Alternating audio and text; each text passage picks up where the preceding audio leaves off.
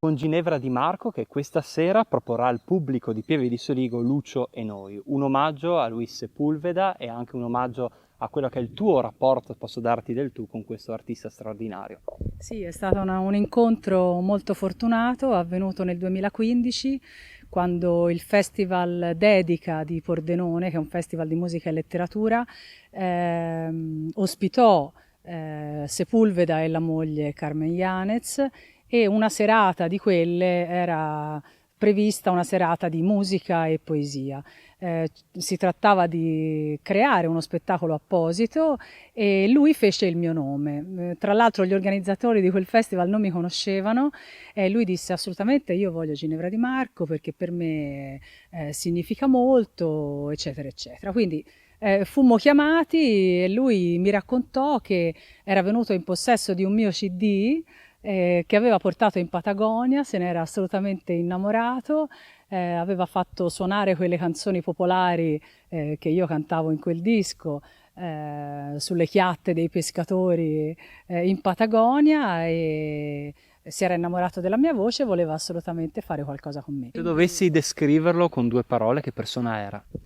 Era una persona che allargava le braccia e aveva un abbraccio meraviglioso e allo stesso tempo aveva dei momenti di grande assenza, di grande, come se anche con la confusione intorno, lui a volte si isolava e guardava lontano e sembrava ripercorrere tappe della sua vita anche molto dolorose, perché ci sono state anche quelle di grande sofferenza, di carcere, di dolore, e era una persona che trasudava anche tutto questo. Dunque, Paesaggio con Zanzotto.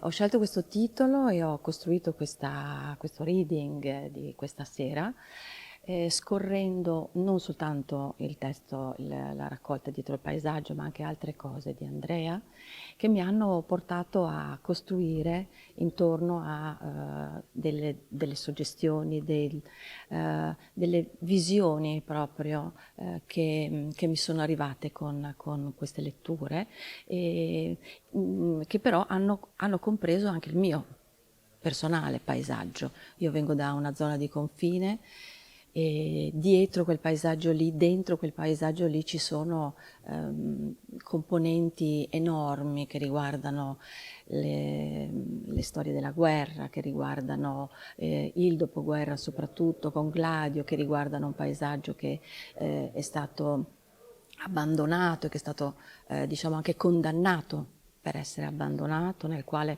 le possibilità per una vita di sviluppo sono state negate, quindi da questo paesaggio entrare nel paesaggio di cui ci parla Zanzotto in tutto quello che ha fatto è diciamo una strada che per me insomma è stata abbastanza che mi ha portato insomma no? Il mio sì. Giulia, che cosa hai proposto questo pomeriggio al pubblico di Pieve di Soligo? Ho proposto le mie poesie. Roberto Cicale, il mio editore di Interlinea Edizioni, ha fatto un percorso editoriale attraverso la poesia di Zanzotto e mi ha chiamato, come lui mi ha definito, uno dei nipoti di Zanzotto, ecco sì. Ed è difficile essere poeta e scrittore nel XXI secolo, secondo te? Sì, è difficile, ma questa è la parte divertente, perché il compito del poeta è quello di scavare nelle parole, è quello di mettere in crisi il linguaggio, è quello di interrogarsi su tutte le parole che ci abitano, che abitiamo, che abbiamo in dono, perché le parole non le scegliamo noi, è un'eredità che abbiamo. Con Roberto Cicala, anche lei oggi ospite a Zanzotto 100, se dovesse descrivere la poetica del poeta Andrea Zanzotto, che cosa direbbe? Su cosa punterebbe soprattutto?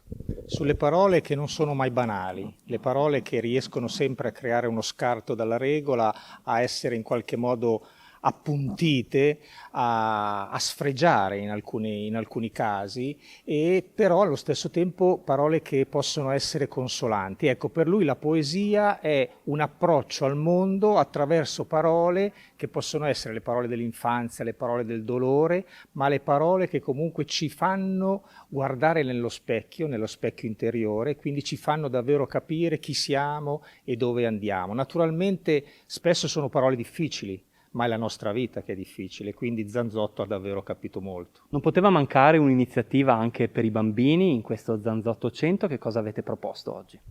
Abbiamo realizzato un laboratorio di scrittura fantastica, attraverso il quale, giocando con alcune tecniche della fantasia, abbiamo accompagnato dei bambini a trasformare il silenzio di una pagina in un tragitto variopinto e giocoso di segni e di narrazioni. E i bambini vi hanno dato delle soddisfazioni, riescono a intuire quella che è la forza della poesia, la forza dell'arte?